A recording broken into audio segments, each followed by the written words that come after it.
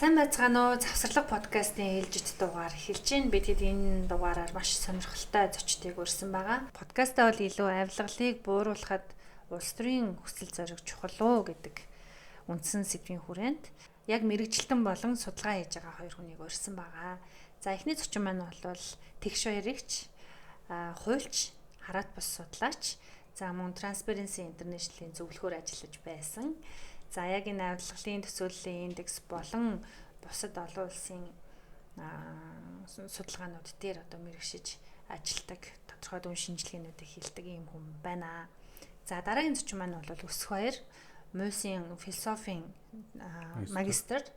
За тэгээд Өсгөөгийн судалгааны сэдв, магистрийн судалгааны сэдв маш сонирхолтой. Шударга усны үнэлэмжийн талаар философийн үүднээс судалгаа хийсэн байгаа. Тэгэхээр энэ хоёр зочинтойгоо өнөөдөр ярилцах нэ. За эхний асуултыг мэдээж тэгшээгчээс асуу гэж бодож байна. Ахаал иргэд бол ярьдаг. Авилгалыг бууруулахад иргэдийн оролцоо гэж нэлээд сүүлийн хэдэн жил айгаа одоо хот сэдв гэх юм уу болж ярьж байна. Яг үнэндээ иргэний хувьар өөр дээр ч юм ингээд жишээ татаад авахад авилгалыг бууруулахад иргэдийн оролцоо гэхээр эмнэлэг, сургуульч гэдэг юм уу төрийн үйлчлэгээтэй холбоотой л голдуу одоо энэ жижиг төвшний гэх юм уу юм авилгалууд дээр иргэдийн оролцоо сайжруулж одоо авилгал өгөхгүй байхын соёл сурах гэдэг ашиг нэгдүгээр. Та хоёрдугаар тал дээр соёнгийн гэрүүлэх ажил их чухал байна. Public awareness чухал байна. Тэ авилгал гэж юу юм? Яагаад авилгалыг өгөхгүй байх хэвээр, авахгүй байх хэвээр гэдэг юм явах гэдэг ашиг. Гэхдээ надад бол ерөөсөө тийг санагдахгүй байгаа байхгүй. Манай дээр нөгөө grand corruption гэж хэлдэг те. Улс төрийн түвшний томоохон авилгалууд ерөөсөө буурахгүй байгаа. За тэгээд тодорхой чухал юм цаг мөчүүдэд зарим авилгалын гэмт хэрэгүүд одоо сэвэгдээд гараад ирдэг юм уу эсвэл үнэхээр органикаараа гарч ирдэг юм уу мэдэхгүй. Тэгэхээр энд бол иргэд маш сэтгэл дундуур байгаа. Анх ингээл 60 тэрбум гээд эхэлчихсэн бол одоо хитэн их 80-аар нь ярьдаг боллоо тий. Дандаа том хулгаанууд одоо төрийн түвшинд хийгдэж байна. Тэгэхээр энэ дээр бол ингээд авилгалыг бууруулахад иргэдийн оролцоо гэж ярихад айгүй хэцүү болчихж байна. Иргэд нь угаасаа итгэхгүй болчихж байна. За тэгээ маш олон судалгаагаар парламентд итгэх итгэл те төрд итгэх итгэл. За одоо сүүлдээ шүүхэд итгэх итгэлийн асуудал ингээд үүсээд өрнөд явж байгаа энэ үедэд авилгалын төсөөлийн индекс болон тэр VDM-ийн гаргадаг индексүүд дээр манай улс ер нь ямар дүр зурагтай байгаа. За өнгөрсөн өмнөх он тэрний өмнөх онд юм уу бид нар урагшилчлаа гэж бүүн баяр болсон чи яг үндэ угаасаа муу байсан улсууд бүр муудсан чинь зүгээр урагшилсан юм шиг харагдсан. Манайх байранд байгаа гэдэг нэг юм харагдчихсэн. За 25 оны үед бол угаасаа хойшилчлаа, ухарчлаа. Юу болчихв, яагаад гэдэг асуултаар эхэллээ. За авилгын хэмжүүрийг бол олон улсад бол янз янзын түвшнөр гаргаж байна. За бидний хамгийн түгээмэл мэддэг хэмжүүр бол авилгын төсөөлийн индекс тийм. Дэлхийн одоо 182 оронд бид нар авилгын төсөөлийн индексийг жил болгон хэмжиж гаргадаг байгаа. За онооны хувьд гэвэл манайх одоо 35 оноотой 4 жил явсан. За тэгж жагаад одоо ингээ 33 оноотой болж буурж ирсэн. За өнгөрсөн оны хувьд гэх юм бол манайх 10 байраар ухарсан байхгүй. Түүхэн доод түвшинд өрсөн одоо оноо багтай одоо байр 90 бэрэж гэсэндээ хамгийн хойно бол явж байна. Тэрний өмнөх онд бол яг оноо одоо байр 90 бурагшилсан гэж байгаа боловч онооны хувьд бол ерөөсөө өссөн үзүүлэлт бол байгаагүй. Тэгэхээр энэ юунаас шалтгаалдаг вэ? Авилгын төсөөлөл, авилга гэдэг имийг бид нар шууд одоо хэрэг хэмжиж, тоогоор хэмжиж чаддаг байсан бол энэ улсад яг төдий хэмжээний, төдий их найдын авилга эргэлдэж байна гэж хэлж чадах байсан. Өөрөөр хэлбэл авилга гэдэг энэ гэмт хэрэг маань дандаа зохион байгуулалттай бүлгээр явагддаг. За дээрэс нь ингээд харилцан хамааралтай хүмүүсийн оролцуулаад ийм нууцлалтайгаар явагддаг учраас авилга гэдгийг бид нар шууд одоо тоон дүнгээр хэлэх ямар ч боломж бол байдаггүй. За энэ авилгын төсөөлийн индекс гэдэгт бид нар одоо авилгыг яавал одоо бууруулах юм бэ гэдэг энэ компонентыг задлж үзэх шаардлагатай. Одоо бол ингэдэг байхгүй авилгыг бууруулна гэл тэгэхээр нэг хэдэн төрийн албан хаагчтай барь тий одоо тендер жидүү одоо газрын 8 одоо магадгүй боловсролын зээлийн санж гэдэг юм том төслүүдээ яриад тий энэ дээр бид нар бол авилга ихтэй энд чи оролцсон хүмүүсийг л барьчвал авилга буурна гэж ярьдаг. За тэгэхээр энэ бол өөрөө огт өрөөсгөл ойлголт. үе үеийн засгийн газруудыг харахаар ерөөсө хоёрхан юм дээр л анхаарадтай авилгатай тэмцэн гэхээр юу гэхлээр нэгт нь эрэг хууль тий ялын бодлогыг бид нар чангадахыг тэгээ одоо энэ одоо авилга авч байгаа хүмүүсийн ялыг нь л өндөр болгоод авах юм бол бид нар барай шийтгэчих юм бол ингээд одоо авилганд байх гэдэг тий. За хоёрт нь гэвэл одоо энэ нөгөө нийгэм маань одоо эн чинь улс төрийн аясаар ингээд хөдлөд шүү дээ. Тэгэхээр нийгэмд ингээд массын анхаарлыг татчих хэсэг бүлэг сэдв байна, хэсэг бүлэг хүмүүс байна тийм. Фракц. За яг энэ сэдв бүлэг фракцаараа ингээд савлж авилгын гэмт хэргийг шийдвэрлэнэ л гэж үздэг хүмүүс. Тэгээ улс төрчид. За тийм болохоор нөгөө магадгүй жидүүч гэдэг юм уу сугалж аваад эсвэл оюутлахын гэрээч гэдэг юм уу тийм. Ингээд сугалж аваад энэ дотроос хин нэгэн улс төрт нөлөө бүхий итгээд эсвэл ард иргэдийн одоо анхаарлыг татаад энэ асуудалд хамрагдсан хин нэгэн хүнийг барьж хорих шийтгэх. За ингээл авилгатай тэмцэж гин гэж ийм дүр зургаар улс төрийн хүрээнд ийм ойлголтод бүр тогтоод ганц одоо энэ засгийн газар биш үе үеийн бүх цас өнгөрсөн бүх засгийн газар ерөөсөн хоёр юм дээр л анхаарч байгаа юм. За гэтэл авилгатай тэмцэн гэдэг энэ ойлголт маань өөрөө их цогцойлголт. Бид нар яаж энийг харах ёстой гэх юм бол ерөнхийдөө энэ авилгын төсвөлийн индекс чинь 8 их сурвалж өргөнлөгдөд нь шүү дээ. Гэхдээ 8 их сурвалжийг бид нар задлаад үзэхээр ерөөсөө 6хан бүлэгт хуваагддаг байхгүй. Тэгээ энэ 6 бүлэг нь юу гэхээр иргэдийн үндсэн эрхийг хангах тогтолцоо. Энэ бол бидний одоо хамгийн өндөр компанид буюу нийт авилгын төсвөлийн индексийг 100% гэж үзэх юм бол тэ энэ 27 орчим хувийг энэ иргэдийн үндсэн эрхийг хангах гэдэг энэ асуудал одоо иргэдийн одоо мэдэх эрх бидний өөрөөр хэлбэл нөгөө арчлалын индекс, хуулийн засаглалын үнэлгээ гэдэг шүү дээ. Яг энэ хэсэгтэй холбоотой асуудал чинь дийлэн хэсгийг эзэлж байна. Өөрөөр хэлбэл энэ асуудлаа бид нар төлхөө ингэж анхаарч чадах юм бол одоо авилгын одоо эрсдлүүд маань аяанда буурах юм нөхцөлтэй. За хоёрт нь гэвэл зохицуулагч байгууллага, төрийн байгууллага тий. За энэний одоо чанар хүртээн жил тод байдал байна. Гэдэг энэ АТГ юм авилгатай тэмцэх газар юу бүх төрийн байгууллагуудыг за тий. За дараа нөгөө хууль дээдлэх асуудал. Тэр rule of law, хуулийн засаглалын асуудал. Өөрөөр хэлбэл манай Монгол улс бусад улстай харьцуулахад харьцангуй гайгүй хуультай.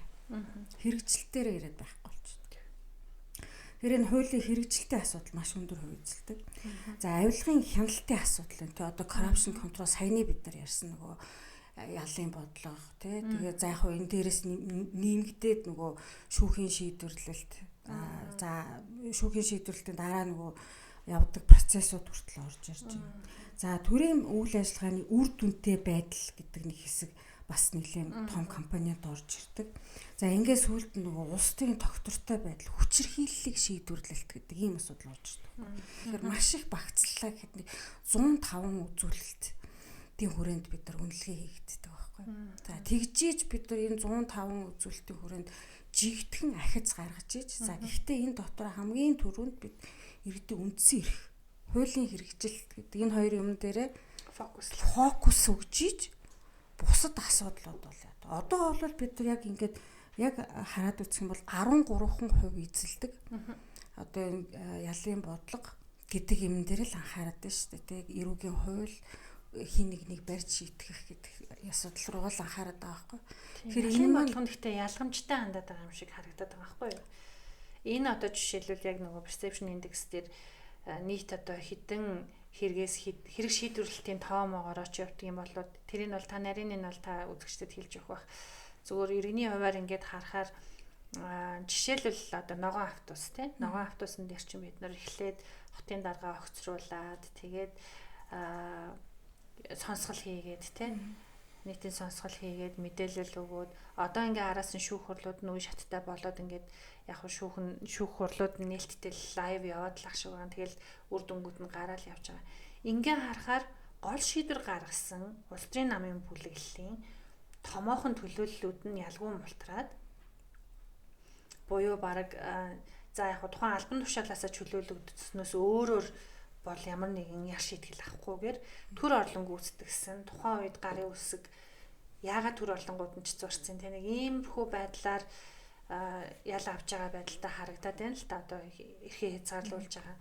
Тэгээ мэдээж энэ дээр бол иргэд сэтгэл ханамжтай байх уу гэхээр зарим талаараа байх багт чинь шүүх хурлын нээлттэй болоод хүмүүс хариуцлага хүлээг л явж байгаа. Гэхдээ тэндээс учирсан хохирлыг барагдуулж байгаа хэсэг нөгөө том жинхэнэ албан тушаалтанд ямар нэгэн ял оногдохгүй байгаа гэдэг бол өөрөө тэр хэрэг шийдвэрлэлт гэдэг дээр бол манай төсөөлийн perception index дээр гарч байгаа тэр гол оноог унгааж байгаа ах гэж би зүгээр тааж байна. Энэ дээр яг ямар шалгуур явдаг юм?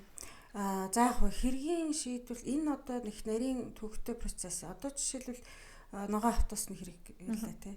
Ногоон автобусны хэрэг гэж ярихад нэгт ингээд нийгэмд мэдээлэл ил болчихж байгаа юм. Яг хөө төрийн мэдээлэл ил тод байна гэдэг иргэдийн үндсээрхийг хангах нэг компонент мөн үгүй л мөн. Гэхдээ мэдээлэл дангаараа ил тод болох маш их эрсдэлтэй болдог. Онлын хувьд өөрөөр хэлбэл мэдээлэл дангаараа ил байна гэдэг хаос дагуулдаг байхгүй. Өөрөөр хэлбэл тэр мэдээллийн араас заавал хариуцлага ингээ параллел нь явж иж параллел нь хариуцлага байхгүй бол мэдээлэл дангаараа ил болох нь хаос үүсгдэг нийгэмд. Тэгэхээр энэ хаос үүсгэн гэдгийн жишээг хэлэх юм бол бид нар сая нүүрсний сонсгол хийлээ. Эмийн сонсгол хийлээ. Ногоон автобусны сонсгол өөр юу тий утааны сонсгол тэгээ одоо оюул толгой тэгээ туулын одоо хурдны зам гэх тий ийм их мэдээлэл ил олж байгаа байхгүй тий. Тэгэхээр энэ их мэдээлэл ил олж байна гэдэг иргэд өөрөө ингээд асуудал байна гэдгийг бүгд мэдчихэд дээ шүү дээ. Тэгээ энэний ард хариуцлага байхгүй болохоор энэ яадаг гэвэл зүгээр нийгэмд хаос үүсгэждэг байхгүй. Өөрөөр хэлбэл мэдээлэл дангаараа ил тод болох нь эрсдэл байдаг. Тэгэхээр бид энийг ерөөсөө ойлгохгүй бид нар ингээ авилгатай тэмцэн гэхлээр ерөөсөө бүх мэдээллийг ил тод болгоно тий. Transparency одоо transparent л байж ил тод байж бид авилгатай тэмцдэг. Хэзээ ч тийм юм ертөнцийн байхгүй. Хаос үүсгэж байгаа нэг жишээлбэл энэ парламентын засаглал чинь ерөөсөө хэрэггүй юм байна шүү дээ. Тэгээ олуулаа нийлээл өгсөн тохирол хуваагаад идчихдэг юм байна.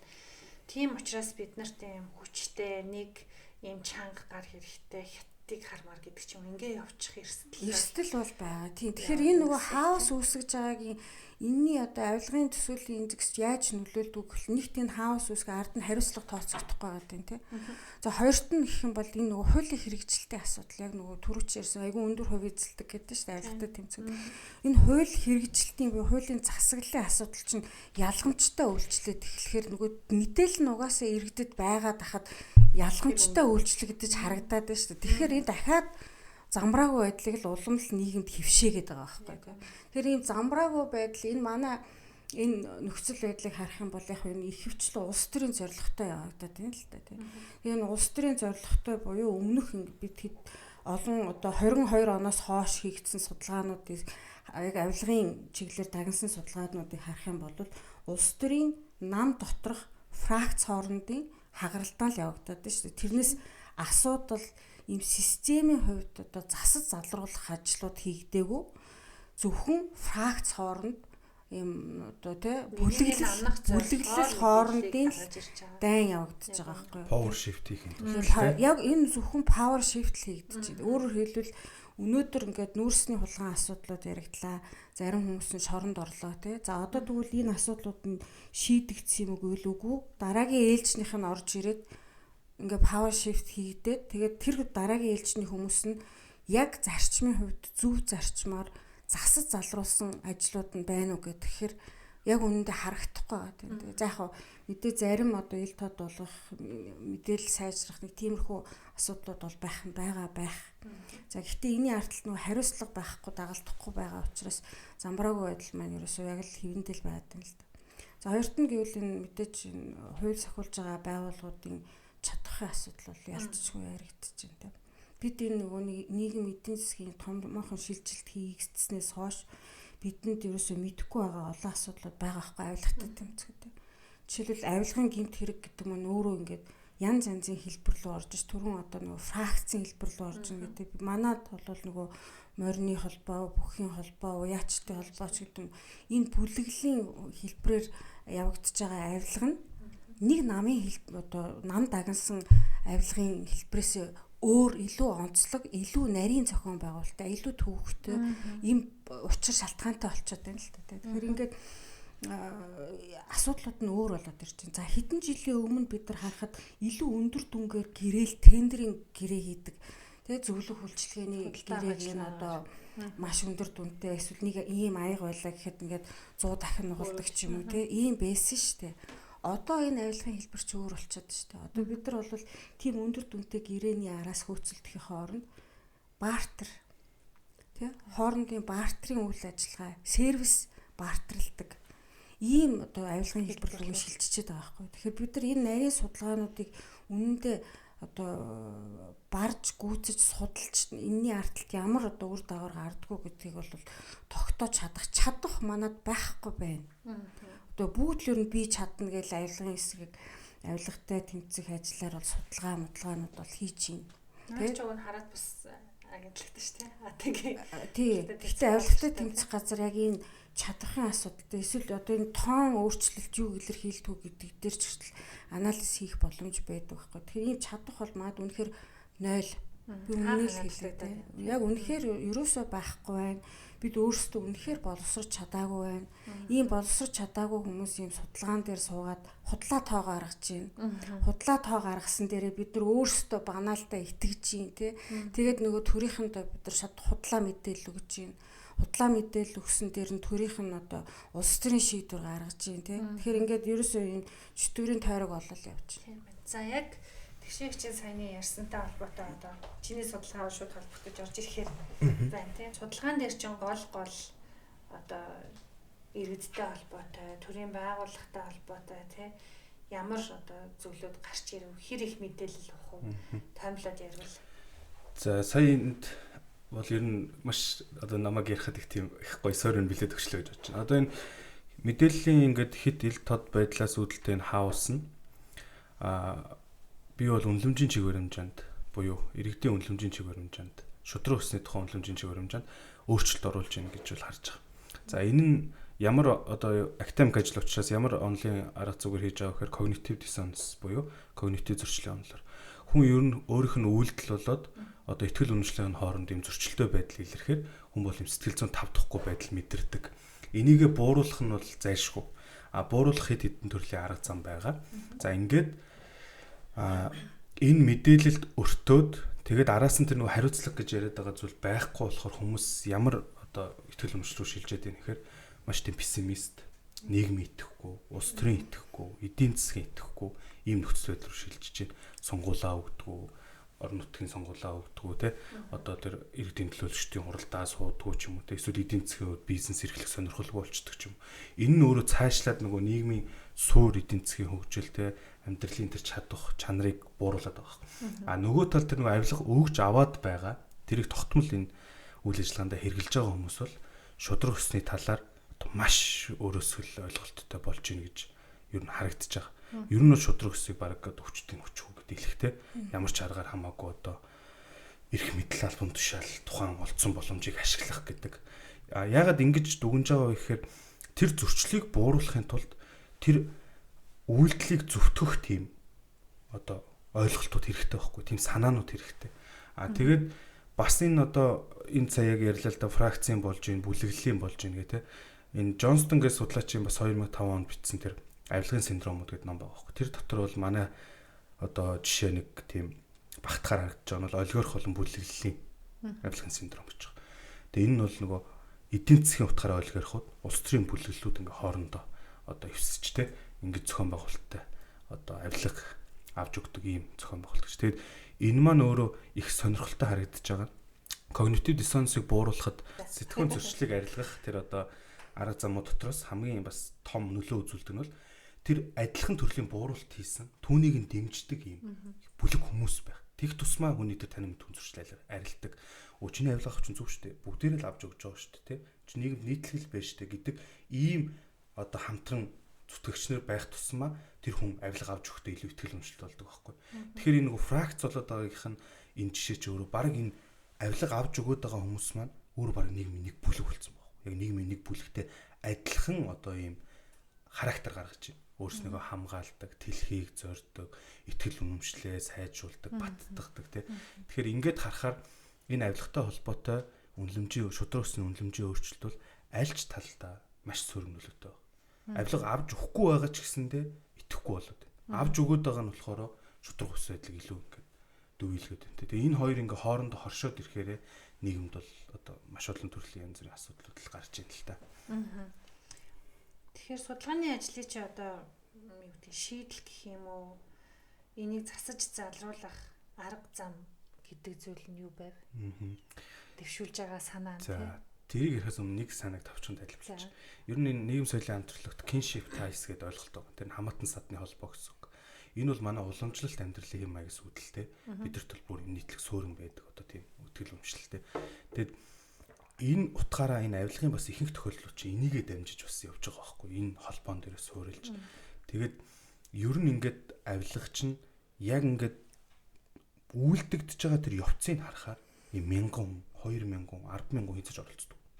Чи 1 2 3 4 заримдаа нэг зуучлагч итгээд те. Цөөхөн тооны хүмүүс.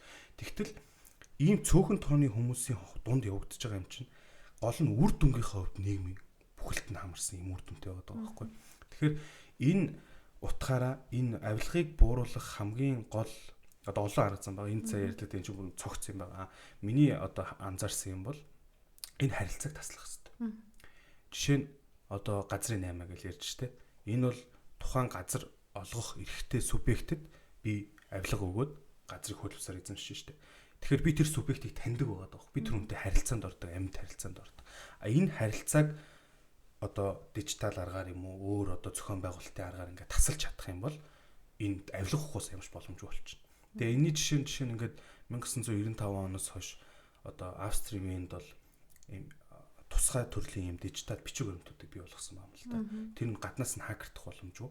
Тэгээд тэр бичиг баримт нь одоо шууд тухайн одоо хүсэлтэнд ашиглагдаж болдог. Тэгэхээр би заавал биеэр очиж явах шаардлага байхгүй. За ер нь их л юм байна. Гэхдээ зүгээр хамгийн наазахын шийдэг байгаа юм ба шүү дээ. Мэйлжүүлэлт одоо монголоор бол юу гэж орчуулах вэ те? Хаягжуулалтын систем. Үгүй. Биетээр хаягжуулалтын систем. Бүр аль 1600-аад оны сүүлээс эхлээл Европт энэ хаягжуулалтын систем дээр сүйдсэн шуудангийн үйлчлэг байдаг. Төрийн ажилчид нэг чинь шуудангаар явдаг. Шуудангаар явж ийна л гэдэг чинь би хин ихэнд орж уулзахгүй байгаа. Биеэр очиж уулзахгүй байгаа. Би энэ мэйл бокстой хийчин тэгэл тэр яваад ингээд ном журмынхаа дагуу шийддэг буцаа миний мэйл бокстой хийж. Тэгэхгүй одоо Монголд ажил хийдэг гэдэг чинь чи хүн таних уу? Чи хүн таних уу те? Энийг нэг ингээд өчх хүн байна уу те? Тэрний явуулсан хүн байна гэх те. Наацхан тийм байхгүй. Тэгээд эн чинь цаашаа ингээд дижитал болсон гэдэг одоо түүх нь бол урт юм байна л яриул хэтрэх юм болчихно. Гэтэ наад зах нь бид нар ядаж одоо анхан шатны юм одоо жижиг төрлийн авилгал шүү дээ. Энийг шийдэхэд бол зүгээр бүх төрлийн үйлчлэгээний ажил шуудангаар явдаг болчиход хинч хинтэж очиж зууралдахгүй, ярихгүй, хөрөлдөхгүй ийм л нөхцөлүүд үүснэ гэсэн үг байна. Гэтэ наа чи нөгөө нэг гадна харагдах хэлбэржүүлэлт шуудан харилцаа болгочихж байгаа боловч цаанаа тохироод уулзахыгаа бол өөрсдөө хийчих болно шүү дээ. Тэгэхээр нөгөө зохион байгуулалтын үед өөрчлөх хэрэгтэй гэдэг байна. Одоо чинь надад бол нэг буруу санагддаг юм байдээ. Одоо нөгөө захимжуулалт гэдэг нэг гоёмтай болно шүү дээ. Тэгсэн чинь одоо чинь би газар одоо өмчлөх хүсэлт илгээчлээ л дээ. Тэнгүүт нөгөө тэр мэрэгчлэлтэн авлаа. Тэрнээс тэр дарга руу шилжлээ. Энэ даргаас тэрэн лөө очлоо гэд ингээд хинэн надад харагдаад байгаа хгүй жишээ. Тэгэхээр би мэддэг хүн бол ингээд яриа л те. Өө би нэг юм явуулсан шинэ зөвшөөрөд өчөөрэй гэдэг. Тэр зохион байгуулалтын чийднэл хийдэг чинь тэр миний явуулсан бичгээр хин дээр очиж байгааг би мэдэхгүй рандом байдлаар явдаг те. Хин шийдэж гар үсэг зурж байгааг нь мэддэхгүйгээр тийм зохион байгуулалтын бас арга хэрэгслүүд байж болох байхгүй. Гэхдээ яг энэ бол нэг тийм амар одоо те шууд одоо туршаад хэрэгжүүлчих юм боломж бол. Гэхдээ ер нь миний санал болгож байгаа хамгийн гол юм нь бол тэр personal connection-ыг л тасдах хэрэгтэй. Ямар арга зүгээр вэ гэдэг нь сонио. За олон улсад ер нь одоо авилгалын төсөөллийн индекс гарсантай холбоотойгоор нүбийн байгууллагууд болон бусад байгууллагуудаас ингээл авилгалаа бууруулахтай холбоотой зөвлөмжүүд ирж байгаа шүү дээ. Тэр ерөн зөвлөмжийн хэрэгжилт ер нь манайх ямар явцтай байд. Ер нь амжилттай энэ авилгалыг даван туулж ил тод болсон авилгалаа бууруулсан улс орнуудын сайн жишээ юу байна? Манайх арай ойртож төхөж хэрэглэж болох үз шин санаанууд гэдэг юм уу тийм туршлагууд байна уу? За манай Монгол улсыг одоогоор ингээд үнэлж байгаа гол 15 орчим их сурвалж байна, тайлангууд байна. Авилгын төсөөлийн индекс бол нэг нь. За арчлалын индекс, хуулийн засаглалын үнэлгээ, бизнес эрхлэгчдээс авдаг үнэлгээ, за нүүбийн төрөлцсөн байгууллагуудаас гаргадаг зөвлөмжүүд их мэтлэнгийн маш олон одоо их сурвалжууд байна. Эднэрийн зөвлөмжүүд бүгд л одоо манай орчин нөхцөлийг үнэлээл таарах зөвлөмжүүд бол өгж байгаа байхгүй. Зөвлөмжийн хэрэгжилт бол байхгүй. Ер нь бол маш таарахгүй шүү дээ. За бидэнд одоо хамгийн гайгүй зөвлөмжийн хэрэгжилт хийж байгаа нь одоо яг UPR-ийн илтгэлүүд байна. Тэгээ хүний эрхийн талаасаа бол бид сайжруулах гэж бол нэлийн чармаалт бол гаргаж байна. За тэр бол нүүб дээр хилцдэг хэрэг. Одоо тайлан. За гэхдээ энэ маань одоо авилгатай бол тодорхой хэмжээнд бол холбогдож гарч ирж байгаа. За өнгөрсөн олон улсын байгууллагуудыг харах юм бол Таиландын жишээ одоо сүүлийн 3 жилийн жишээ байна. Сүүлийн 3 жилийн жишээ Таиланд авилгын төсвөлийн индексээ сайжруулахын тулд хуулийн засаглалаа барьсан. Хуулийн засаглалын үзүүлэлтүүдэд бид яаж сайжруулах вэ гэд энэ хуулийн засаглалтын одоо нийтдээ 40 одоо чиглэлээр байгаа үзүүлэлтүүдээс тэднийх нэг 20 орчмыг нь сугалж аваад за энэ 20 орчим одоо хуулийн засаглалын асуудлаа яаж сайжруулах вэ гэдгийг ингээд чиглэлээр нь авч үзсэн байхгүй. Сүүлийн 3 жилийн хугацаанд мань хүмүүс бол онооны хувьд 4 оноогоор өслөө. Байрны хувьд ч гэсэн нэлээд олон байраар урагшилсан. За яг энэ жишээг бид нар одоо Монголд авч хэрэгжүүлье гэдэг хуулийн засаглалын үнэлгээг сайжруулъя. 15 орчим одоо индикаторыг нь сайжруулах ийм ажлыг бол Монгол Улсын засгийн газарт бол зөвлөмжөөр өгсөн. За манай Монгол Улсын засгийн газар бол хөтлөхгүй л шүү дээ. Тэгээ одоо яг ингүүл сайжирдаг юм байна, авилганд буурдаг юм байна гэдэг бол ойлгохын хувьд бол ойлгож байгаа юу гэвэл ойлгож байгаа байх. Тэ гэхдээ хийх хүсэл зориг нь энэ улс төрийн хувьд тэдэнд оноо өгөхгүй. Эдийн засгийн хувьд ашиг өгөхгүй. Хин нэгэн хүний одоо тэр нэр хүндийг нь гоё харагдуулахгүй. Ийм байгаа тохиолдолд бол ер нь улс төрийн хүсэл зориг бол гардгүй юм байна гэж би бол ойлгоод байна.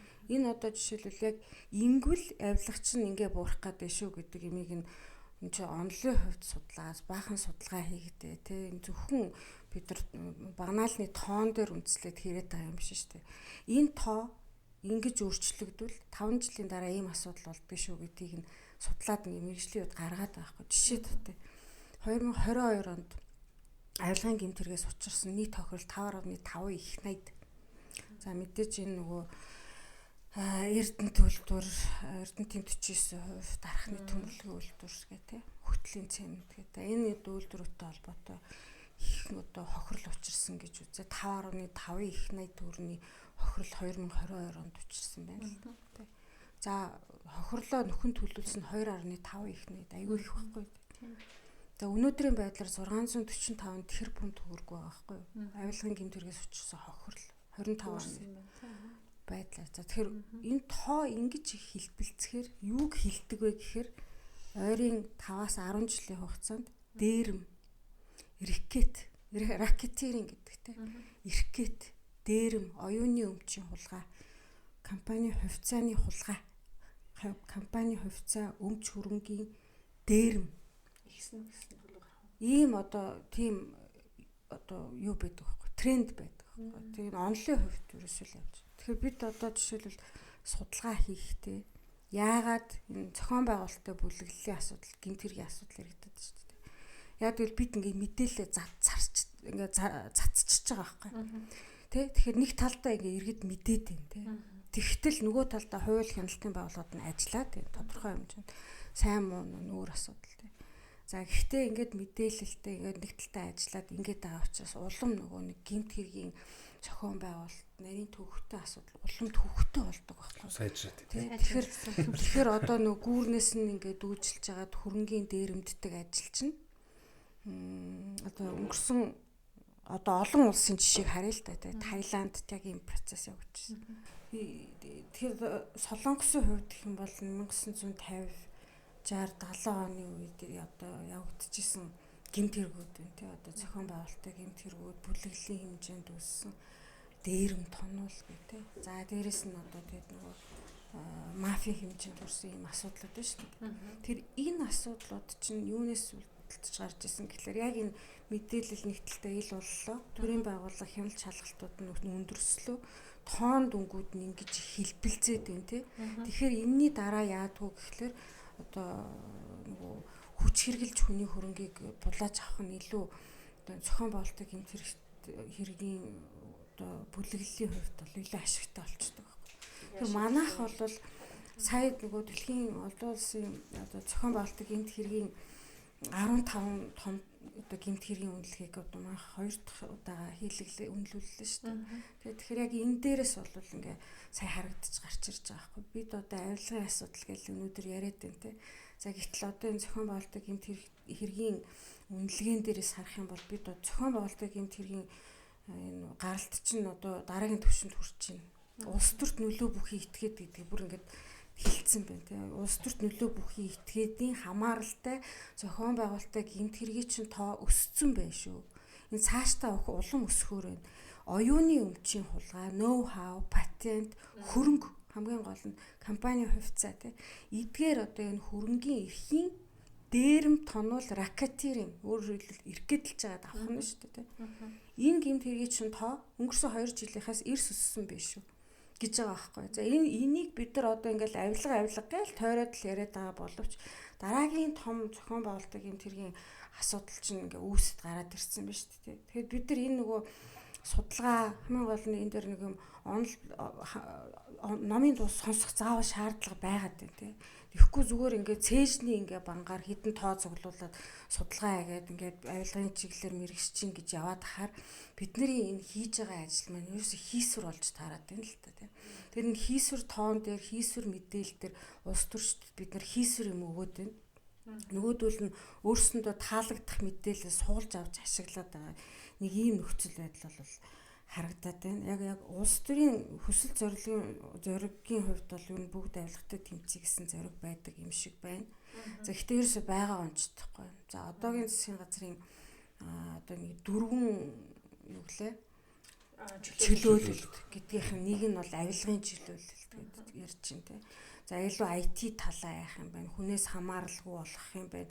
Сервисийг те. За энэ бол зүгээр л нэг л хэсэг. Энэ зөвхөн энэ нөгөө IT талтай одоо лиценз олгоход хүнээс хамааралгүй болгоснороо бид нар авилгын асуудлыг аль хэсгийн ч бууруулж чадахгүй. Яг үүндээ өөрөөр хэлбэл IT програм систем гэдэг чинь стил ямар нэгэн байдлаар эцэстэй хідэн талтай хүнтэй холбогдчихл таарад байгаа байхгүй. Тэгээ бид нар хүнээс хамааралгүй болохын тулд илүү нөгөө хүний эрхийн мэдрэмж, хүний суур эрх тэ хуулийн хэрэгжилт гэдэг юм руугаа илүү анхаарч ард нь заавал хариуцлага нь явагдчихийж хариуцлага байж давхар стандартгүй хууль хэрэгждэг шүү. Надад нэг өөр, танд нэг өөр биш. Хууль ерөөсөө л ингээд алдаа гаргуул та ч адилхан би ч адилхан шүү гэдгийг хүнд ойлгогдчихийж, мэдрэгдчихийж авилгын асуудлууд бол буурдаг байна л да. Гэхдээ миний зүгээр хамгийн санаа зовж байгаа асуудал гэх юм бол бид өнөөдөр авилгын асуудлыг яриад байтал дэлхийн нийтэд одоо бид юу ярьж байгаа гэвэл зохион байгуулалтын гэмт хэргийн асуудал ярьж байна. Хоёрт бид татвараас зүхтах, татвараас зайлсхийх асуудал ярьж байгаа юм. Авилгын одоо хэргийг шалгадаг энэ байгууллага маань байна. Олон улсад харахаар энэ авилгын гэмт хэргийг шалгадаг байгууллагуудын одоо авилганд буураад ирэхээр эцэстээ ерөөсө татварын гэмт хэрэг рүү л ордог байхгүй. Бид ерөөсө татвараа л авах хэвээр.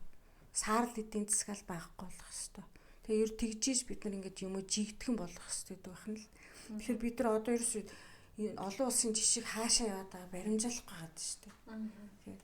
Татварын хувьд бол яг хангалттай л гэж хараад байна л да. Одоо хүний үндсэн ганц цор ганц одоо бүртгэгддэг орлого болох цалингаас одоо манай улс чинь маш өндөр те нийгмийн даатгал, хувь хүний орлогын алтан татвар. За тэр нөгөө ажил олгогчоос төлөх гэдэг хувийг бол хувийн хвшил болон төрийн бас байгууллагууд бол шууд ахаад нөгөө хүнийхээ цалингаас авч байгаа. Тэр чинь бол төр дээр бол ингээд арай өөрөөр төлөгдөд төрийн албаагчд бол нэг 24 орчим хувь байхад төрийн бус болон хувийн хвшлийнхэн бол нэг 34 орчим хувийн татвар төлчихэд байгаа байхгүй. Тэгэхээр энэ татвараар орлогоо бүрдүүлэх нэгдүгээр. Тэрний яг иргэдийн цэвэр одоо цалингийн орлогоос хоёрдугаарт болохоор торгуулаар тийм замын болон бусад торгуулиудыг аягүй өндөрсөх байдлаар орлогоо бүрдүүлчихэд зарцуулалтын дээр нь ил толь биш. Тэр зарцуулалтын дээр нь хяналт байхгүй. Жилээс жилд улсын төсөв маш том болж байгаа. Тэрийг дагаад нийслэлийн төсөв маш том болж байгаа. Тэгсэн хэрнээ бодит амьдрал дээр одоо юу гэдэг гарт баригдаж нүдэнд үзэгдэх те юу гэдэг ногоон байгууламж сайжирчдаг, агаарын бохирдол буурчдаг, гадаа гараад алхахад хүүхдэд түрээд явхад ч гэдэг юм уу айта таата болчдөг бол ингээд иргэд тайвшрахад одоо өндөр татвар төлсөндөө тайвшрах гэдэг шин. Гэтэл бүх юм нь эсэргээрээ байх байдгаараа улам зарим тохиолдолд уламд ордоод байгаа нөхцөлд бас иргэдийн хувьд итгэл үнэмшил нь айгүйх буураад байна л та. Тэгээд татвар бол өндөр байхтай чухал бол биш байгаа. Жигдхэн байхтай л өөрөөр хэлбэл манайх нөгөө саарл эдийн засаг гэдэг огт татвар төлдгөөний хэсэг бүлэг байгаад байна л да тий. Тэгэн гутал нөгөөдүүлээгээ зүгээр орхичоод аль болохоор татвар шударгаар хөдөлмөрлөө татвар төлдөг хүмүүс дээр нь улам ачааллыг нэмээд байгаа хэрнээ. Нөгөө үлдэгдэл нөгөө нэг тэдрээс аваад төлөхгүй байгаа хүмүүсээ бол ерөөсөө анхаарахгүй байгаад нэг тэгэхээр нөгөө шударгаар хөдөлмөрлж байгаа хүмүүсийнхаа татварыг улам их нэмэгдүүлснээ тэгснээ бид чинь ингээ хариуцлага нэхэд дээ шүү дээ. Тэгэхдээ тэр маань өөрөө ингээд хариуцлагагүй болчиход байна л да тий. Тэр эн чинь дахиад нөгөө хаус үүсэх юм руу л бид нэг явуулаад байна шүү. Тэр нөгөө саарл хэсэг дотор чинь нөгөө рентүүд тэгээд нөгөө бартер гэдэг юмнууд чинь ингээл ороод баригдахгүй, үзэгдэхгүй тэгээд тийшээ нөгөө анхаарлаа хандуулахгүй байгаад хаад гэж чинь тий. Түрүү нөгөө энд power shift-тэй холбоотой бас нэг ярьсан шүү дээ. Тэгэхээр одоо нөгөө улс төрийн хүсэл зориг гэдэг үндсэн сэдв рүүгээ буюу одоо төгсгөл хэсэг рүүгээ л нэвтрүүлэг маань орж байна. Power shift хийж байгааг бол өстой бид нар бол үзэх шиг болж байна тий. Зүгээр одоо сүүлдээ ингээд анхандаа бол ингээд юу яадаг сэтгэл зүрх эмзэгэлдэг, санаа зовдог, хэн болох нь хэн болохгүй, хэн томилогдох нь хэн томилогдохгүй, аль нь сайд болох вэ, аль нь болохгүй ч гэдэг юм ингээд айгүй санаа зовдог байлаа л та. За тэгсэн чинь сая сүүлийн удаагийнх тэр бол одоо хин ч анхаарахаа болж эхэлж байгаа. Яг зүцүүлэхгүй шүү дээ. Ямар ч реакц авах. Угаасаа л эднэр ингэдэг тий. Миний эргэн тойронд бүр учрал болсныг мэдэхгүй хүмүүс байдаг шүү дээ. Тэрний өмнөх томилгоон дээр нь бол чагсаал болоо чагсаалын мөрөөр ингээд огцруулах засгийн газар огцрох юм болоод тэгээд тэр томилгоон дээр нь бол иргэд жишээлбэл нэлээд анхаарал хандуулж одоо үзэлтийн ухраагаад харж болдог болно л да маш олон мянгуулаа үзэж тэнд ингээд үг хэлж байгаа гишүүдийн үгийг сонсож зарим дээр нь реакц үзүүлж тэгээд ингээ явж исэн бол сая бол үндсэндээ сүүлийн засгийн газрын томилгоон дээр тэр их хурлын гишүүдийн хэлсэн үг мөг тэр шүнжэнгөө ярьсан марсныг хинч сонирхгүй болцсон тий. Тэгэхээр ингээд энэ power shift чинь одоо иргэд бүр сүлдээ тасал боллоо. Одоо хин нөгөө готун навнуу шатван навнуу гэдэг шиг кинон дээр гардаг шиг болох гэдэг тийм хинт ч итгэхээ болцсон. Тийм бүр итгэхээ болчлоо шүү дээ тий. Үнэлэмжийн хямралт болчихж байгаа байхгүй. Тэгэхээр нөгөө чиний хэлж байгаа үнэлэмжийн хямралт чинь бүр хүмүүс чиг баримжаагүй болчихж шүү. Тэг яг энэ нөхцөл байдал маань нэг эрсдэлтэй тий. Одоо нэг PSYOP гэж бид psychological operation маягийн юм явагдаж байгаа байхгүй. Тэгээ бидэнд ингээ өгж байгаа цацж байгаа мэдээлэл нь юм замбраагүй мэдээлэл, хэрэгтэй хэрэггүй мэдээлэл. За дээрэс нь энэ олон мэдээлэл цацагдж байгаагийн цаана дандаа нэг бол хуульд өөрчлөлт оруулах, нэг юмыг эргүүлэх, тий? Иргэдийн одоо яг юм одоо үл тоосон энэ байдлыг ашиглаад өөрсөндөө ямар нэгэн байдлаар хүч давуу байдал олж авах гэсэн нэг тийм PSYOP явж байгаа байхгүй. Тэгээ PSYOP чинь ерөөсөө цаад зорилго нь яг тэр л байгаа шүү дээ. Хуульд, эрх мэдэлд өөрчлөлт оруулах, өөрсөндөө давуу байдал үүсгэх. Тэгэхээр бид одоо илүү ignorant одоо үл тоосон тий одоо итгэлгүй болох энэ тусам одоо цаагуур нь бидний одоо мэдэх эрх одоо үндсэн хүний үндсэн эрх хуулийн хэрэгжилт гэдэг юм дээр л эрсдэл үүсээд байдаг. Нөгөө хоёр гол шалгуурч юм унах нь. Тэгэхээр одоо яг энэ эрсдэл үүсээд байгаа энэ гол шалгууруудаа л бид нар унахчих юм бол дахиад л энэ авилгын эсрэг тэмцэл гэдэг маань ерөөсөө тэр чигээрээ худлаа юм болж таарч байна. Бас нэг юм гэх юм бол энэ улс төрийн тогтвортой байдал гэдгийг манайхан нөгөө улс төрчин доктортой байх гэдгээр аявуух тайлбарлаж яриад байдаг. Нэг хүн засаглаад байгаа юм. Оо яг үнэ тийм. Ер нь баг тэр нь ч илүү гоё мой ухааны юм ойлгуулад шүү дээ цаагаараа тарих угаалтай байдаг. Тэгээ гэтэл одоо энэ бол бодлогын доктортой байдал гэдэг маань яг ямар бодлого вэ гэх юм бол яг энэ үндсэн 6 чиглэлийн чинь юм багхгүй юу. Үндсэн 6 чиглэлийн юм гэдгийнх нь бидний одоо ковидын үед хамгийн их алдсан юм юу гэвэл хүчирхийллийн эсрэг, хууль сахиулах байгууллагуудын энэ одоо зөвхөн цагдаа биш, авилгатай тэмцэх газар, зөвхөн шийдвэр гүйцэтгэх газар, прокурор тий энэ байгууллагуудын хууль сахиулах байгууллагуудын хүчирхийллийг шийдвэрлэж байгаа байдал нь манай одоо энэ улс төрийн тогтвортой байдалд хамгийн ихээр эсвэргүүр нөлөөлсөн байдаг. Авилгын төсвөлийн индекс, ардчлалын индекс, хуулийн засаглалын индекс хамгийн их эсвэргүүр нөлөөлсөн байна. Тэгэхээр бид нар одоо яг энэ аль индекс, аль үзүүлэлт нь юуг үнэлэхэд алинд нь яагаад хамаарат гэдэг гэдгийг л ерөөсөө энэ төрийн албан хаагчид нь мэдэх хэрэгтэй. Тэгжиж бид нар энэ төрийн албан хаагчид нь өгж байгаа мэдээлэл зөв өгөх хэрэгтэй. Хариуцлагатай өгөх хэрэгтэй. Яг яагаад энэ учир шалтгаантай гэдгийг нь шийдвэр гаргаж байгаа хүмүүс нь ойлгохгүй байгаад байна. Би бол үнэхээр бүр гайхаж байна. Улс төрт 10 20 жил болцсон тий. Тэгэл ярьж байгаа юм энэ юу нь юутайгаа холбоотой яагаад гэдгийг ерөөсөө л ойлгохгүй байгаа даа шүү дээ. Энэ хүчирхийллийг шийдвэрлэх гэдэг ковидын 2 жилийн нөлөө манай авилгын индекс яаж сүргээр нөлөөлөв гэдэг энэ импактыг бид нар зүгээр л графикаар гаргаад судлаад харуулж чадах болсон хүчин байхгүй байгаа даа авилгатай тэмцэх газар дээр нь ч тэр прокурор дээр нь ч тэр. За яг ер нь авилгын гэмт хэргийг бидний шийдвэрлэж байгаа нь иргэдэд хангалтгүй те санагж байгаа энэ одоо прокурор дээр ч асуудал маш их бий. Тэгээ бид одоо авилгатай тэмцэх газар шүүх хоёрлыг л буруутгах гэдэг шүү. Прокурорын байгууллага ч босоо өдрлөгтэй юм л шүү дээ. Яг тэгэхээр одоо ингэдэг байхгүй шил авилгын одоо өнөөдрийн байдлаар за нэг 20 за 30 орчим хувь нь шүүхэд одоо яллах саналтай ингээд прокурор руу шилжүүлж байна тий. Авилгатай тэмцэх газраас хэрэг. За гэтэл энэ одоо яагаад хэрэгсэхгүй болж байна? Яагаад одоо хариаллын дагуу шилжиж байна? Яагаад одоо энэ чинь гэмт хэрэг биш гэж үзээд байна тий? Яагаад шүүх рүү шилжүүлээд байна гэдг нь прокурор дээр харагддаггүй байхгүй.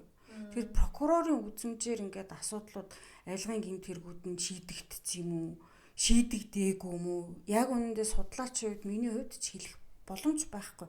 Мэдээлэл нь байхгүй юм чи ерөөсөө. Тэгэхээр бид шүүхээс мэдээлэл авч чинь, АТГ-гээс мэдээлэл авч чинь дундах процессын мэдээлэл нь яагаад шүүх рүү шилжсэн юм уу? Яагаад шүүгээ шилжээгүй болцсон юм уу? Цагаатцсан юм уу? Энэ хүн гэмгүй байсан юм уу? Яагаад гэдэг юм чинь цагаан цаасан дээр ингэсэн шүүгээ биччихсэн ийм мэдээлэл прокурор дээр байхгүй байгаа даа шүү дээ. Тэгээ одоо энийг нь хэдэн жил нэгж шүү дээ. Тэгээд энэ мэдээлэл байхгүйгээр бид нар авилгын гэмт хэргийг цогцоор нь энэ процесс флоу тийм энэ бүх процессыг энэ урсгалаар нь бүрэн гүйцэд цогц судлыг гэхэд ийм боломж байхгүй байна шүү дээ. Ер нь гэхдээ бодолтой. Судалгааны мэдээлэл цогц биш байж бид нар яаж боловсронгуй юм хийх юм бэ шүү дээ. Тэгээ яаж бодит мэдээллийг иргэдэд хүргэх юм, яаж бодит мэдээллийг улс төрчдөд шийдвэр гаргаж байгаа хүмүүст бид нар нэхэх юм бэ те. Энэ чинь өөр айгүй хариуцлагын асуудал болоод байна л да. Тийм, харин тийм. Тэгээд одоо энэ хараат бус байгууллагуудын томилгоо чинь тэгэл нөгөө ялсан намын юмараа явчихж байгаа учраас бас ингээд ил тод биш нэг юм дотор оруулчаад вакуумжуулаад гэх юм уу те ингээд агаал харагдаад байна. За одоо улс төрийн хүсэл зориг гэдгээ би юу гэж зүгээр өөрийнхөө өнцгөр хараад яагаад энэ сэдвийг ингээд томьёолчихвоо гэхээр иргэний хувьд гэх юм уу иргэний нийгмийн хувьд яг ядаа манай байгууллагын бол байр суурь биш одоо хөтлөгч бодохоор тийм тэр нэг төрийн бодлогын доктортой байдал гэдэг юм айгуу чухал байгаа дээ. За энэ power shift хийлээ гэхэд энэ одоо юу гэдэг 24 оны сонгуулиар гарч ялсан нам чинь тодорхой зорилго бодлого хөтөлбөр төвшүүлээд гараад ирсэн. Тийм учраас ялцсан. Тийм учраас 24-өөс 28 оны засгийн газрын мөрийн хөтөлбөр төлөвлөгөөг боловсруулахад давуу байдалтай оролцож байгаа. Тэгэхээр энэ 4 жилийн ингээл хараад энэ 4 жилийн хугацаанд хийн гэсэн юм аа л хийчмээр байгаа байхгүй. Жишээ. Мөрийн хөтөлбөртөө амласан юм аа л ард нь гарчмаар байгаа байхгүй. Тэрэн дотор намлалыг бууруулах нь байна уу? Тэр 5 гишин байна уу? Тэ хэвлэл эрхчлөлөг сайжруулах нь байна уу? Ингээд амласан юмнуудаа хийх ийм чадах байхгүй байна. Эсвэл хүсэл зориг байхгүй байна. За тэр power shift хэдэн удаа хийгдсэн байсан ч гэсэн тэр хүнээсээ үл хамааран бодлого ингээд доктортой явж л байдаг баймаар санагдаад байна. Тэгэнгүүт одоо жишээ нь манай байгууллагт тулгарч байгаа юм байна. Залуучуудын асуудлаар ажилладаг байгууллагын хувьд залуучуудын өдрөөр за төртөө ажиллах түншлэлээ бэхжүүлэх нь чухал гэж үзээд соёл спорт аялал жуулчлал залуучуудын хамтаа хамтран залуучуудын чуулган хийж байгаа. Хийхийн тулд зүгээр хийгээгүй.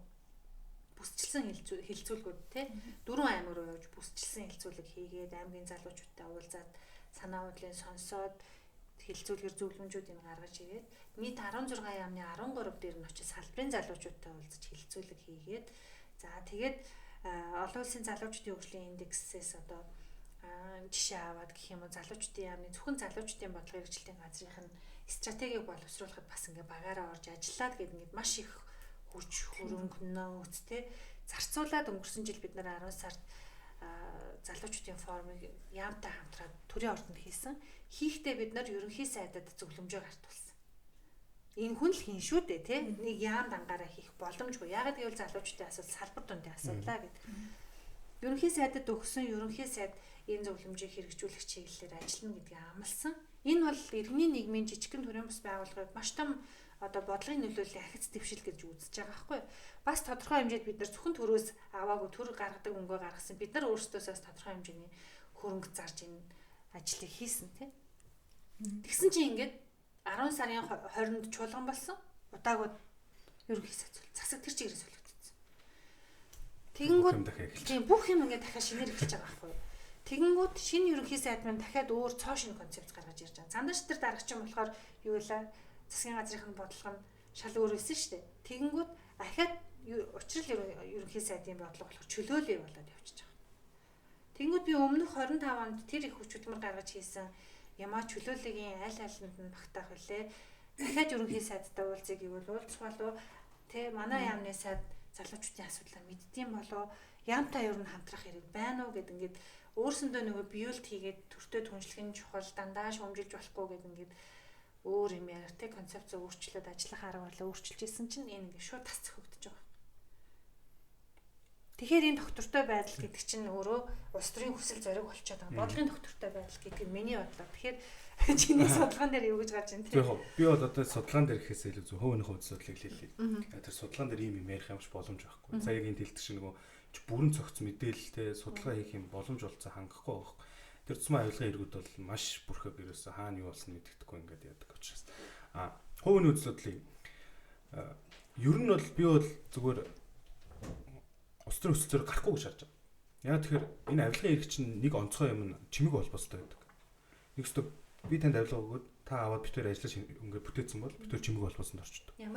Чимээгүй холбоосонд орчдөг. Нэг яагаад тэгэхээр энэ хүн намайг илчилж болохгүй. Би энэ хүнийг илчилж болохгүй. Яа тэр хоёулаа буруу зүйл хийсэн, гэмт хэрэг хийсэн учраас.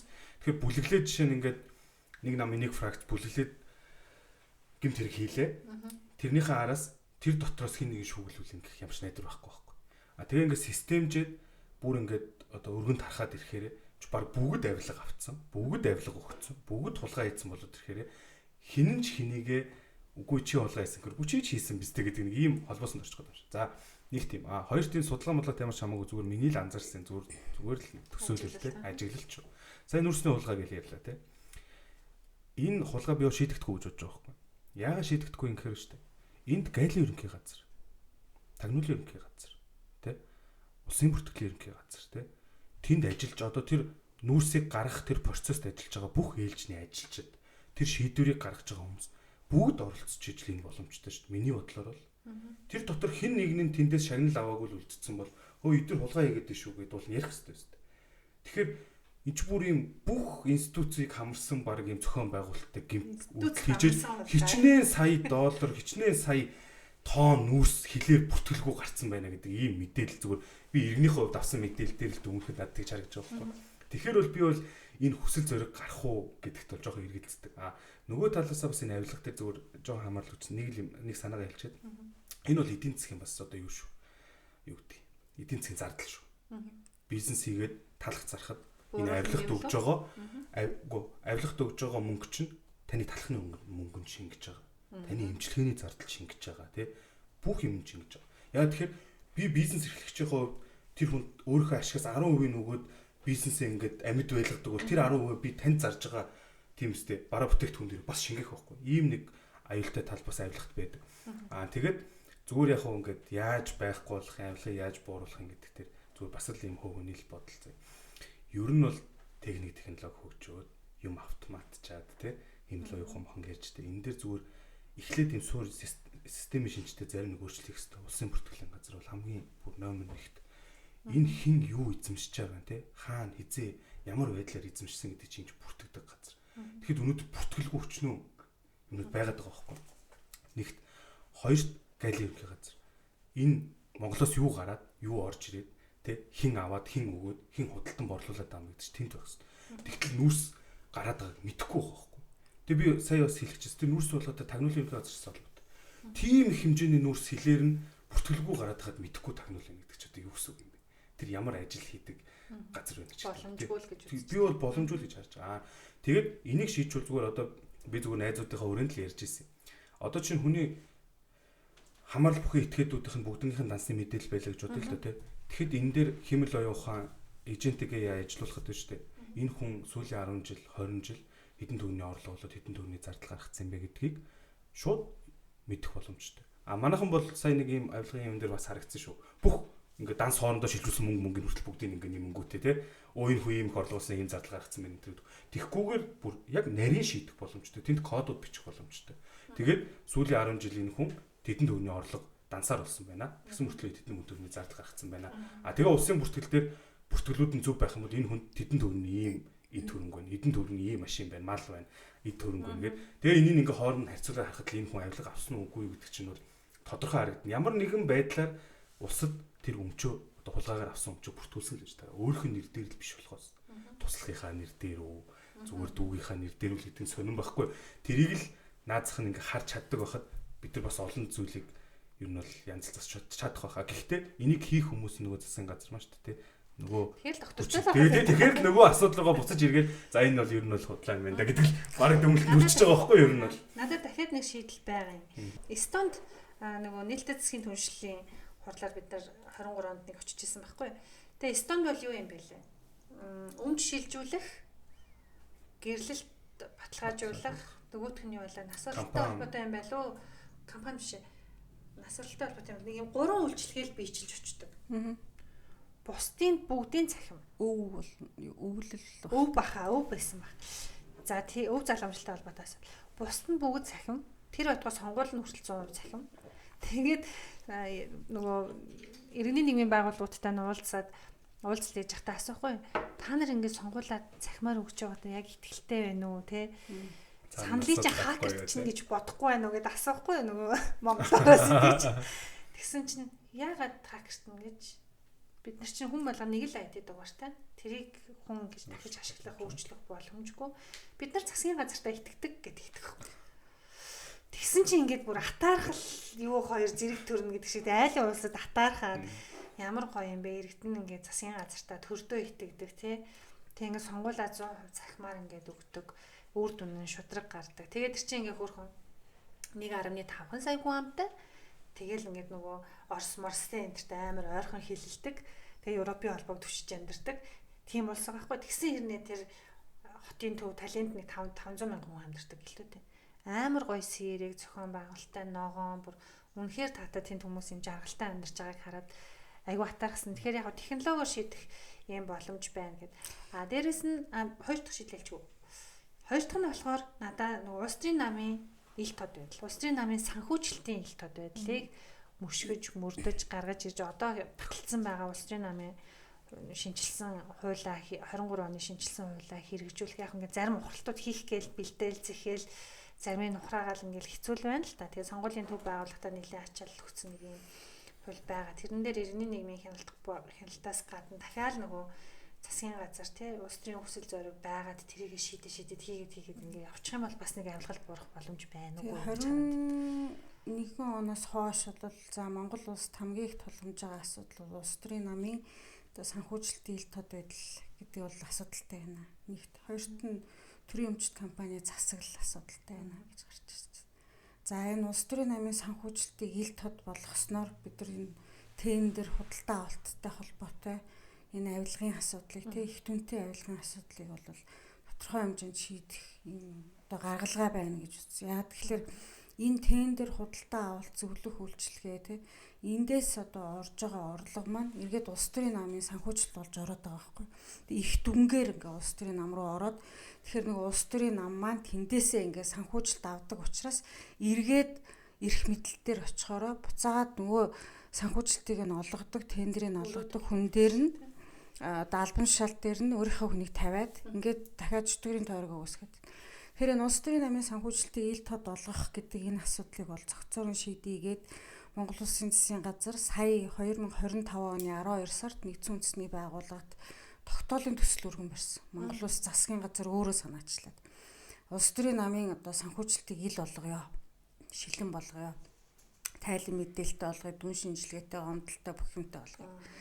За ингээд манай засгийн газар бол Европын холбооноос санхүүжилт аваад ингээд одоо бүр яг шилэн системийг сонгуулийн ерөнхий орон дээр бол бий болгоод ингээд явж байна. Тэ төлөвлөгөөгийн 1 сард одоо боловсруулад өгсөн өнөөдрийг хүртэл засгийн газар нь баталж чадаагүй сууж байна. Бичээд өгсөн шүү дээ.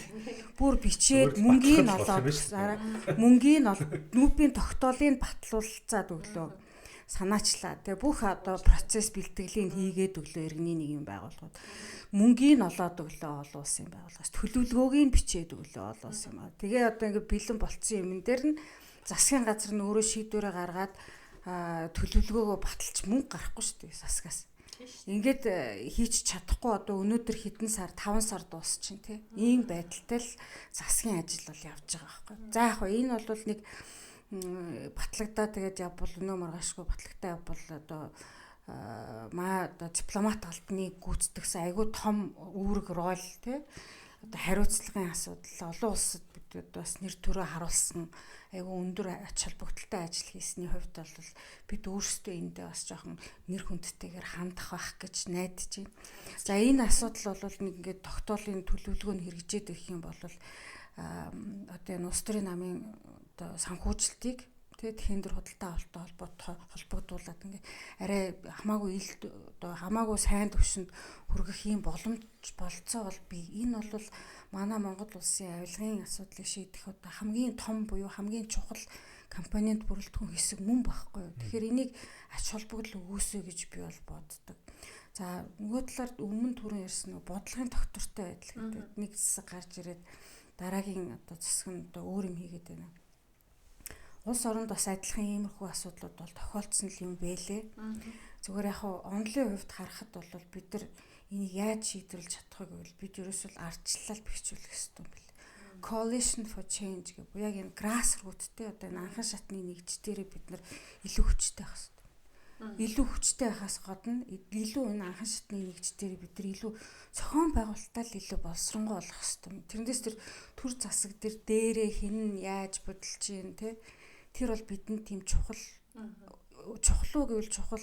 Гэтэ тэр бидэнд одоо хичнээн бид чухал гэж бодоод хичээгээд хичнээн их юм хийгээд энэ дээрээ тэгэл замбраагүй байх юм бол бидэнд ямар ч тийм найдвар нэмэр болохгүй байгаа юм л да. Тэгэхээр тэрийг ерөөсөө огт хаяад бусад орны сайн жишээг нь харах юм бол жишээл Хонконгийн жишээ, Сингагийн жишээ сайн жишээг нь харах юм бол яадаг вэ гэхэлэр ерөөсөө тэр дээгүүрээ яаж замбрааг утгах нь хамаагүй.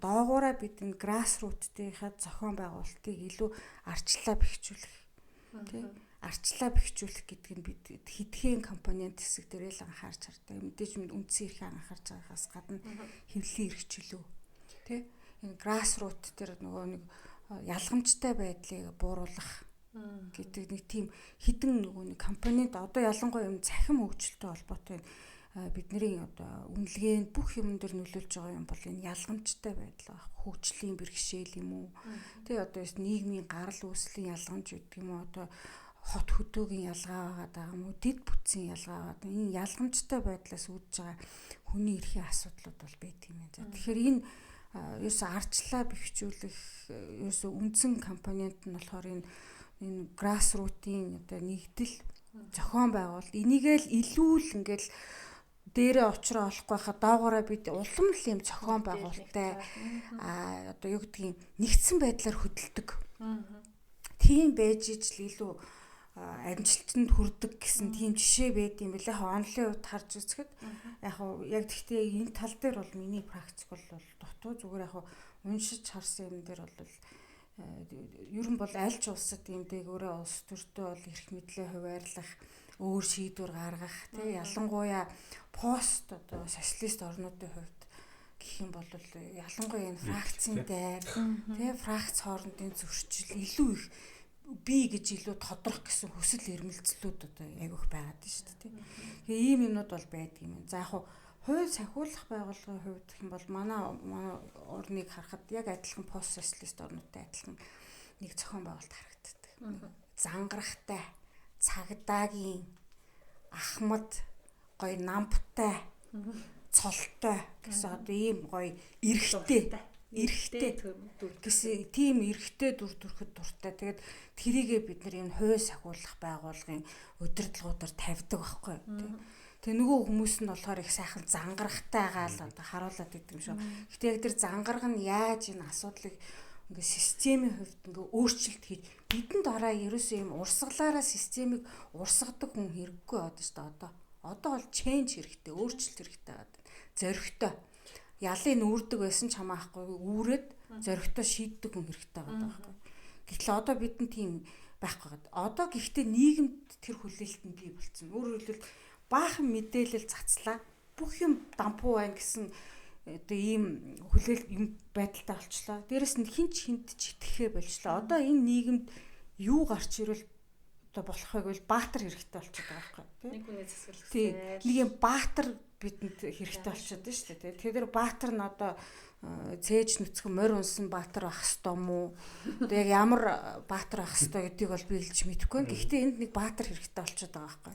А зөвхөн цээж нүцгэн морь унсан баавга унсан ч юм уу тийм баатар биш. Системийн хувьд change хийх, өөрчлөлт хийж чадах тийм л зориг зүрх хэрэгтэй байгаа юм л та. Тэгэхгүй бол яг одоо бид иргэний нийгмийн хувьд бол одоо хүчин өсөж штэ. Ядарч штэ. Хийж байгаа юм маань үнгүүдэд байна. Ямар ч одоо эцэст нь тулаад үр дүн хүрдэг. Үр дүнгийн яг ганцхан юмны үр дүнг харъя л та гэж хэлэх гэхлээр бидний төвчээр одоо үнэхээр хүрхгүй болчиход байгаа байхгүй. Тэгэхээр энэ улс төрчдийн хувьд ялангуяа одоо энэ шинэ засгийн газар залуу ерөнхий сайдтай байна. Энэ залуу ерөнхий сайд нь одоо хүчин хүрдгүүмаа гэхэд одоо ямар нэгэн байдлаар зориг хүсэл зоригтой байгаасай л гэж би болоод чинь. За, урилга хүлээж авч хүрэлцэн ирсэн та хоёртаа баярлалаа. Яг 1 цаг ярилцсан байна гурлаа. Тэгээ өнөөдрийн сэдв бол авилгалыг бууруулахад улс төрийн хүсэл зориг чухал уу гэдэг сэдвээр хоёр судлаачтай ярилцлаа. Тэгээд бид гурван ярилцлагын үр дүнд одоо товчлоод өгөх юм бол авилгалыг бууруулахад улс төрийн хүсэл зориг чухал юм байна.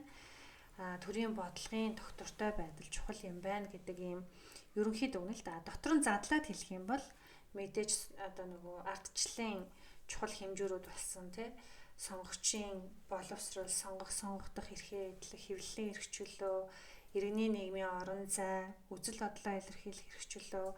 За тэгээ парламентын ардчлалаа бэхжүүлж, олон намыг оруулж ирж солонгоруулж гин үгүй юу, иргэдийг төлөөлж чадчих гин үгүй юу гэдэг гэс гадна хамгийн чухал бас нэг авилгалыг бууруулахад нөлөөлөх чухал зүйл бол улс төрийн намын ил тод байдал, тэр дотор санхүүжилтийн ил тод байдал гэдэг зүйл их чухлаар тавигдах нэ гэдэг юм товч дүгнэлтийг хийлээ. Тэгээд үзэгч, сонсогч та бүхэн бас өөрсдөө бид гурван яриаг сонсоод тунгаан биз гэж бодож ийн. Иргэдийн оролцооноос гадна бид нар илүү төр итгэл, төрийн доктортой байдал, бодлогын доктортой байдал гэдэг зүйлд анхаарах нэ гэж.